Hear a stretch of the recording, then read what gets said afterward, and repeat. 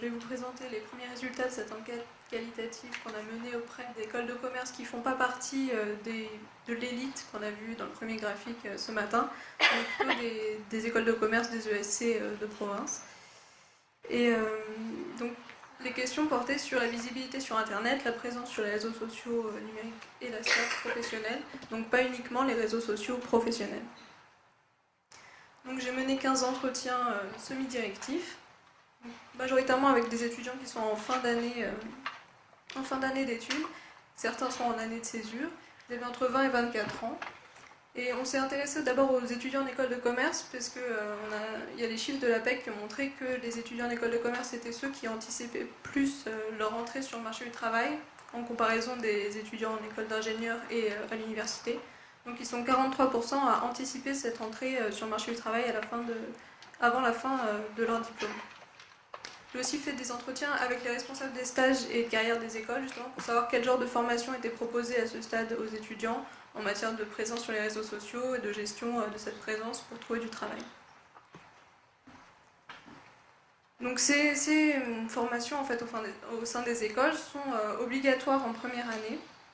Donc il y a un amphi de rentrée où on leur fait une présentation des différents réseaux sociaux et ce qu'il faut avoir comme identité numérique pour avoir une e-réputation qui ne leur porte pas préjudice quand ils vont chercher du travail.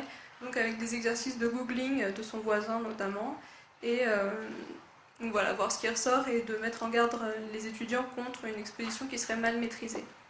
Ils ont aussi plus tard, donc pour les deuxième et les troisième années, des séminaires de présentation de Viadeo, de LinkedIn, donc qui sont souvent le fruit en fait d'accords entre les responsables carrière des écoles et les responsables de ces sites. Donc par exemple notamment sur Viadeo, il y a un intervenant qui va avoir une proposition d'offrir à tous les étudiants un abonnement premium pendant 1 an, et en contrepartie va pouvoir intervenir dans le séminaire et donner des conseils.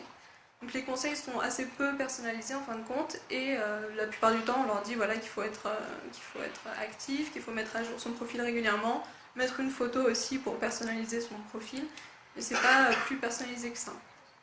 Et en fait, la mise en place de ces interventions, de ces séminaires, a moins d'un ou 2 ans à chaque fois dans ces écoles.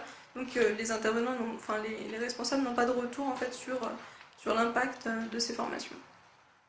Donc auprès de mes enquêtés, la perception justement de ces formations était assez intéressante. Ils étaient avec assez de recul en fait sur le discours que pouvaient véhiculer ces intervenants, qui sont souvent très enthousiastes justement dans leur discours, et qui leur présentent les réseaux sociaux comme un moyen assez évident de se présenter à l'heure actuelle et de rentrer sur le marché de l'emploi. Notamment un intervenant qui avait qualifié la classe d'extraterrestre parce qu'aucun des étudiants n'était ou très peu étaient présents sur Twitter de manière active. Et voilà, eux, ils l'avaient qualifié de fou parce que ça ne correspondait pas du tout à leur réalité. Et donc, principalement donc, dans les personnes qui ont accepté le principe de ces entretiens exploratoires sur leur présence numérique, il y a une surreprésentation des étudiants qui sont en filière management des ressources humaines et communication. Donc c'est pas surprenant. C'est déjà des personnes qui sont censées être les plus au fait de ces nouveaux réseaux et de leurs usages, et qui ont un discours qui est assez critique en fait vis-à-vis de la présentation qu'on leur en fait la plupart du temps. Les premières années aussi ont une certaine lassitude quant à l'aspect prévention. On leur dit que voilà, il faut avoir une bonne réputation, et eux ils sont un peu lassés de ces conseils. Donc bien sûr, le principal réseau social où ils sont présents, c'est Facebook. Donc ils sont présents depuis longtemps, pratiquement 1 an après l'ouverture de Facebook au grand public, en dehors des étudiants américains. Ils ont environ 300 amis et ils l'utilisent quotidiennement. Certains, donc les plus âgés, ont pris conscience progressivement de la visibilité et ont retiré des informations au fur et à mesure de leurs études. Mais ce n'est pas le cas des premières années qui, comme je le disais, étaient plutôt au fait de ces questions de confidentialité et avaient d'emblée paramétré leur Facebook de manière la plus restrictive, avec leurs amis uniquement qui peuvent voir le contenu. Beaucoup ont aussi progressivement déréférencé leur profil en fait, des résultats de recherche Google, ou changé par une contraction leur nom de famille pour ne pas pouvoir être trouvé très facilement sur ces réseaux, ou pas du tout, en fonction du risque qu'ils percevaient à laisser ces données visibles. Quant quant à la participation justement sur les pages d'entreprise et le fait de liker une page d'entreprise ou de commenter, de laisser un commentaire, ils étaient très scrupuleux sur le fait d'être identifiés en tant que quelqu'un qui like ou quelqu'un qui laisse un commentaire, donc ils évitaient en fait au maximum de le faire, éventuellement pour des entreprises dans lesquelles ils avaient effectué des stages, mais donc c'est pas pour autant qu'ils ne regardaient pas l'information sur ces pages, mais ils n'avaient aucune envie de laisser une trace identifiante en fait de leur lecture ou approbation d'un commentaire. Donc un Facebook qui est exclusivement personnel, privé, ils sont très véhéments d'ailleurs sur ces questions, ils n'ont pas envie d'être approchés par des recruteurs sur cette plateforme et ils sont, comme je le disais, réticents au fait de laisser des traces sur des sites corporate. Ils utilisent Facebook principalement pour leurs amis, éventuellement un outil de travail, mais c'est de plus en plus concurrencé par d'autres plateformes de mise en commun de documents comme Dropbox ou Google Drive. Donc, concernant les réseaux sociaux professionnels, bien sûr il y a beaucoup moins d'ancienneté, donc les usages sont bien plus récents. Depuis 2 ans pour les plus âgés et à quelques mois pour ceux qui venaient de commencer à chercher un stage ou une césure. Donc la plupart du temps, la motivation à s'inscrire, ça a été par le biais des formations que j'évoquais au début, avec la présentation de différents réseaux sociaux professionnels, y compris des réseaux sociaux professionnels plus spécialisés dans les jeunes diplômés, comme YouPeak ou Wizbee. Donc ils ont une attitude assez opportuniste vis-à-vis de ces présentations, donc ils vont créer un profil sur à peu près tous ces sites de réseaux sociaux professionnels, sans pour autant forcément y aller très souvent. Ils vont préférer notamment Viadeo à LinkedIn, puisqu'on leur a dit que c'était moins international que LinkedIn et que du coup c'était plus utile pour eux à ce moment-là de leurs études. Et Twitter, comme je le disais tout à l'heure, était relativement peu utilisé ou alors uniquement à titre professionnel, puisque ça a été, notamment pour les étudiants qui étaient en communication, obligatoire dans le cadre de leur stage ou de leur césure. Donc il y a une nette préférence pour les réseaux vitrines où ils vont pouvoir mettre des informations les concernant, mais ne pas beaucoup mettre à jour ou se soucier de produire un contenu fréquemment. Et bien sûr, c'était toujours au cas où, en complément, jamais quelque chose de très déterminant pour eux. Alors la manière dont ils ont construit leur profil sur les réseaux sociaux professionnels, en général c'est juste une importation de leur CV avec quelques variations. Donc notamment ils mettent une photo, puisqu'on leur a dit que les profils avec photo étaient beaucoup plus regardés que les profils sans photo. Mais ils mettent aussi moins de détails que sur le CV papier, donc notamment ils remplissent très peu les cases centre d'intérêt, etc. Ils préfèrent laisser quelque chose qui est simplement de l'ordre de leur formation et éventuellement des stages qu'ils ont faits, mais pas donner trop d'informations qui soient visibles par tout le monde. En général 90 relations, et c'est principalement des camarades de classe ou des tuteurs, des enseignants, ce qui fait qu'ils trouvent que leur réseau est de mauvaise qualité. Certains trouvent d'ailleurs qu'il est trop peu qualitatif pour être affiché justement sur un réseau social comme LinkedIn ou Viadeo, qui va objectiver en fait leur manque de relations importantes. Et ils ont des incertitudes, comme je disais tout à l'heure, les formations ne sont pas très personnalisées sur exactement ce qu'il faut faire comme bonne pratique de réseautage. Est-ce qu'ils aiment voir que leur profil a été consulté par quelqu'un, mais ils ne savent pas si c'est acceptable de recontacter directement, comment il faut le faire, etc. Donc ils sont encore très dans une attitude passive, ils disent si on veut me contacter, ça va être bien d'offrir une certaine visibilité, mais pas de stratégie de construction d'un réseau à ce stade. Donc ils jugent quand même que c'est indispensable d'être présent. De plus en plus, ils ont intégré que être visible sur Internet, ça conférait une certaine expertise et une démonstration en fait d'une compétence. Donc ils envisagent beaucoup de créer un blog, un site personnel pour montrer justement leurs entretiens, éventuellement leurs compétences sur un domaine. Mais ça reste pour l'instant plus une prévision que quelque chose qu'ils ont déjà commencé à produire. Et ils jugent ça indispensable, mais ils insistent tous énormément sur le fait que ce qui est le plus important, c'est le contact offline, donc c'est la rencontre en face à face. Ils disent, ce qui est important de nos jours, c'est justement, dans le monde digital, c'est de se déplacer, d'aller voir les gens, de parler directement, donc c'est ce qu'ils jugent le plus important, et ça, dans chaque entretien, c'était vraiment prédominant.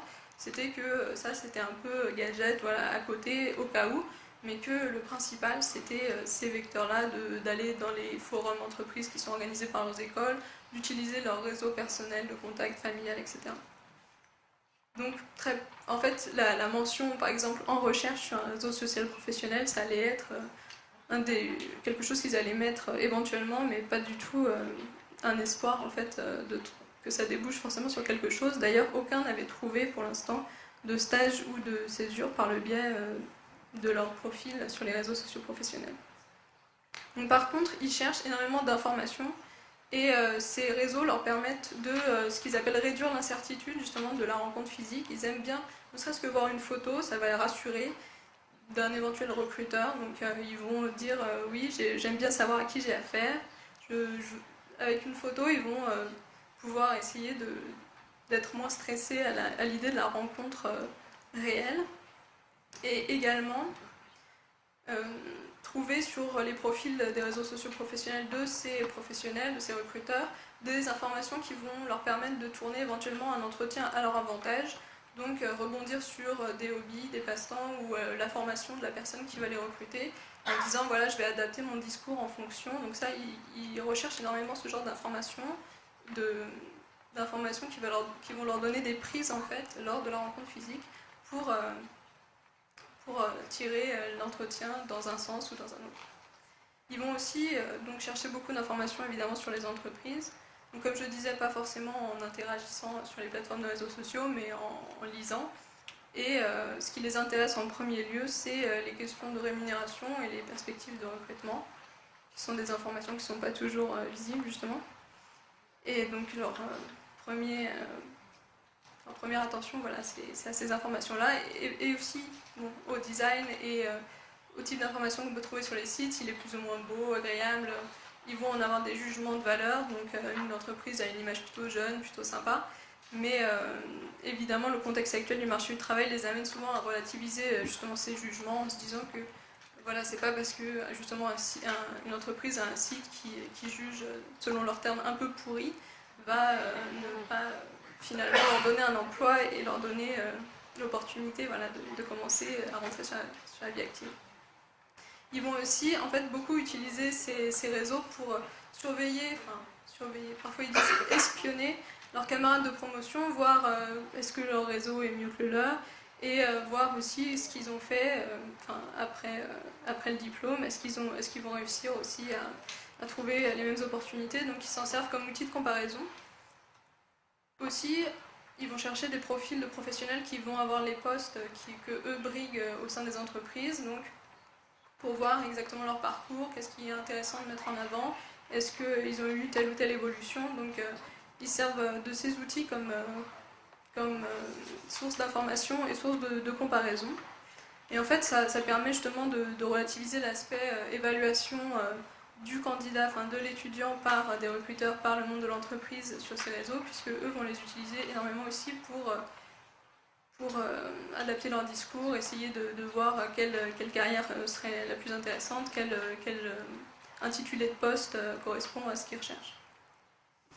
Donc pour conclure, ce qui ressort de ces entretiens, c'est qu'il y a une grande réticence en fait, au fait de mélanger la sphère privée et la sphère professionnelle. Et donc le Facebook est pratiquement très tabou, d'évoquer le fait d'être contacté par des recruteurs, de mêler vie professionnelle et Facebook, c'est considéré comme tout à fait non avenu pour eux. Ils sont pourtant très influencés par les intervenants qui rencontrent lors des séminaires que j'évoquais en première partie, puisque même s'ils ont un rapport critique et qui relativisent un peu l'opportunité que ça a pour eux d'être sur ces réseaux, ils vont être présents dessus, ils ont ouvert un profil dessus, et le fait qu'il y ait eu de la communication autour de ces réseaux fait que finalement ça crée l'usage et ça crée la présence après. Finalement, quand ils sont en période de recherche d'emploi, ils vont s'y intéresser plus et commencer à essayer peut-être d'être stratégiques sur LinkedIn ou Viadeo. Il y a cet enseignement intéressant sur l'impératif de visibilité et de démonstration d'expertise par la visibilité sur Internet, ils ont vraiment toujours l'habitude de googler dès qu'il y a quelque chose qu'ils ont besoin de rechercher, ils vont googler, donc ils savent que ce qui va ressortir sur eux et ce qu'ils vont pouvoir démontrer sur Internet, enfin, la crédibilité d'une personne va aussi passer par les résultats qui vont ressortir d'un moteur de recherche. Donc ça, c'est quelque chose qui est très intégré à l'heure actuelle dans leur esprit. Et ce qui est intéressant aussi, sur la temporalité des jugements et des évaluations, justement, ça ne va plus être uniquement focalisé sur l'envoi d'un CV, la période d'entretien qui va produire l'évaluation, mais ils ont conscience qu'ils peuvent être évalués avec une temporalité beaucoup plus grande, avec l'historique de leur réseau social privé ou professionnel, et que justement cette temporalité augmente énormément et augmente les risques, mais aussi éventuellement avec plus d'anticipation les opportunités qui peuvent s'offrir à eux.